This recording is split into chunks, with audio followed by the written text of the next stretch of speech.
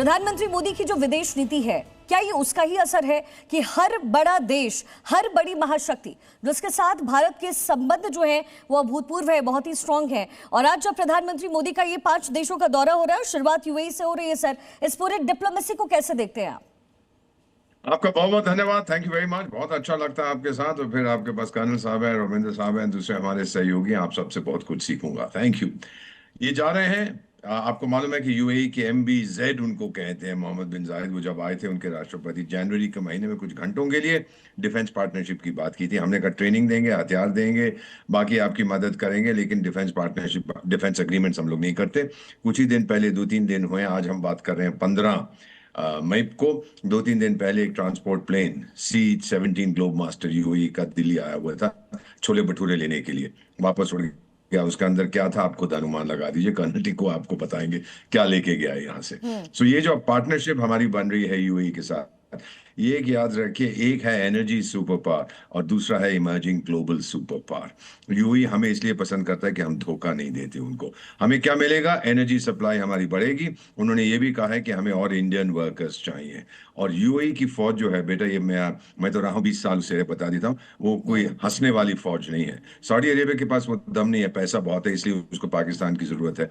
UAE अकेला निपट सकता है। उसको नुकसान बहुत हुआ है हॉर्मुज के जो बंद होने से, और जो ईरान ने उस पर हमला किया है, लेकिन अब यूएई के साथ भारत का जो संबंध है, यूएई पूरी दुनिया को दिखा रहा है कि India has my back, Bharat मेरे साथ खड़ा है। ये उसको फायदा। जी आशुतोष कर्नाटक सर, अब क्योंकि जाहिर तौर पर जो ईंधन की कीमतें हैं वो भारत पे तो बढ़ी है, लेकिन कई देशों के मुकाबले जो है ईंधन की कीमतों में बहुत कम इजाफा भारत पे देखा जा रहा है। बहुत जगह 40% टू 100% का जो हाइक है वो हमने देखा है। क्या इससे कंट्रोल्ड इम्पैक्ट माना जाए भारत के लिहाज से? देखिए, इम्पैक्ट तो है, ये तो बढ़ोतरी हो रही है। मैंने एक एनालिसिस करी थी भाई, हमारी और यूएस की जो गैसोलीन प्राइस है उसमें कितना अंतर है।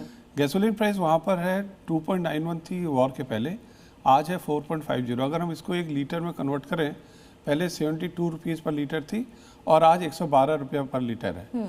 और जबकि इंडिया में करीब करीब आज हमारे 97 रुपीज़ या 98 रुपीज़ के आसपास पेट्रोल है और डीजल 91 है। यानी कि हमारी जो प्राइसेस है वो अभी भी काफ़ी कम स्तर पर मेंटेन की जा रही हैं। जबकि अमेरिका जैसी एक विशाल देश जहाँ पर ऑयल खुद पैदा होता है जी, वो कंट्री में भी ऑयल का दाम जो है वो काफ़ी बढ़ा हुआ है जी। तो हमारी जो है कंट्रोल प्राइस है, और अभी भी सरकार जो चाहे उन्होंने 3 रुपये बढ़ाए हैं तो ठीक है, कम है। मेरे को लगता है थोड़ा दिनों में कुछ और भी बढ़ोतरी इसमें होगी, क्योंकि ऑयल कंपनीज हमारी वो रेड में चलेगी, उनकी बैलेंस शीट रेड हो गई है। करीब 1600 करोड़ रुपया per day they are losing. तो ये कब तक लूज करेंगे भाई? इनका भी एक बैलेंस शीट में भी मार्जिन होता है। वो मार्जिन जब क्रॉस करे कोई भी कंपनी, ये तो नहीं चाहेगी मैं लॉस में काम करूं। इतना लार्ज इंफ्रास्ट्रक्चर रहता है, मेंटेनेंस रहती है, एम्प्लॉयज रहते हैं, सब कुछ प्रोडक्शन रहती है। तो वो प्राइस आज जो 3 पर बढ़ी है, ये आगे हो सकता है, ये बढ़ने की उम्मीद है। लेकिन जो मेरे को एक बड़ा अच्छा लगा कि आज जब यूएई हमारे पीएम गए हैं तो वहां पर यूएई अभी ओपेक से अलग हो गया है। सो दे आर नो इंडिपेंडेंट। तो वो हो सकता है एक अच्छी वहां पर, लेकिन क्योंकि सर जब भी देश में चर्चा होती है, और आज सुबह से हम जी न्यूज जो है वो रिपोर्ट भी दिखा रहा है, तो पेट्रोल और डीजल में, सीएनजी के दामों में जो प्राइस हाइक हुआ है, ये बहुत समझना बहुत जरूरी है कि वैश्विक संकट इस समय है, लेकिन फिर भी भारत ने अपने ग्राफ को बना कर रखा है जी। ये काफी कंट्रोल करके रखा है। देखिए, 4 साल में प्राइस नहीं बढ़ी थी। अब ये लोग कहेंगे भाई 4 साल में आपकी पेट्रोल की इंटरनेशनल प्राइस लेस थी, आपने उसको कम क्यों नहीं किया? वो एक अलग आर्गुमेंट है जी। बट आज की स्थिति में जो आर्गुमेंट है कि 3 रुपये बढ़ा है, तो ये एक कंट्रोलेबल है। जबकि आप अपने को यूएस से कंपेयर करें ना, यूएस सबसे विशाल कंट्री आज सबसे बड़ा देश माना जाता है। वहाँ पर जब हमारी 112 रुपये पर लीटर अगर हमारी पेट्रोल की कॉस्ट है और हमारी है 97, तो भी हम कम है।